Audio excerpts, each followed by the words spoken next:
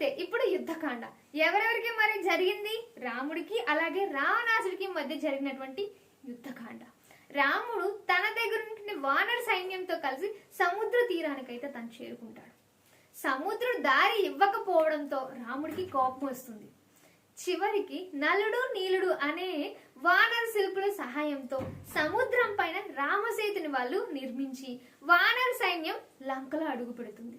విభీషణుడు రావణ్ణి విడిచిపెట్టేసి రాముడి దగ్గరికి వచ్చి శరణు కోరుతాడు. రాముడు అతనికి అభయం ఇస్తాడు, నేనున్నాను అని.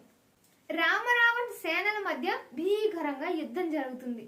రావణుడు తన తమ్ముడైనటువంటి కుంభకర్ణుడు కూడా నిద్ర లేపి యుద్ధానికైతే పంపిస్తాడు. పర్వతమంత శరీరం ఉంది కుంభకర్ణుడికి. అయితే రాముడు తన బాణాలతో అతన్ని సంహరిస్తాడు. ఎవరిని? యొక్క కుంభకర్ణుడిని. రావణుని యొక్క కుమారుడు ఇంద్రజిత్తు నాగపాసంతో లక్ష్మణుడు మూర్చిపోయేలాగా చేస్తాడు.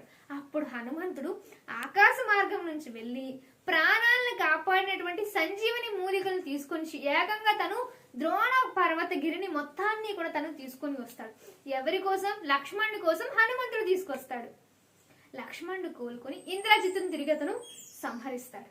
చివరికి రాముడు రావణుడు వాళ్ళిద్దరూ కూడా ముఖాముఖి తలపడతారు.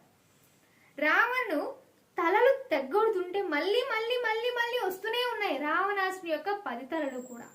అప్పుడు విభీషణుడు సూచన మేరకు అతడు చెప్తాడు, విజయం తర్వాత సీతమ్మ అగ్ని ప్రవేశం చేసి తన పవిత్రతను ఆమె నిరూపించుకుంటుంది. రాముడు లక్ష్మణుడు అలాగే సీత సమేతంగా వీళ్ళంతా కూడా పుష్పక విమానంలో అయోధ్యకు వీళ్ళంతా కూడా తిరిగి వెళ్తారు. అక్కడ శ్రీరామ పట్టాభిషేకం అనేది చాలా అంగరంగ వైభవంగా అయితే జరుగుతుంది. ఆ తర్వాత రామరాజ్యాన్ని వీళ్ళు స్థాపించడం కూడా జరుగుతుంది.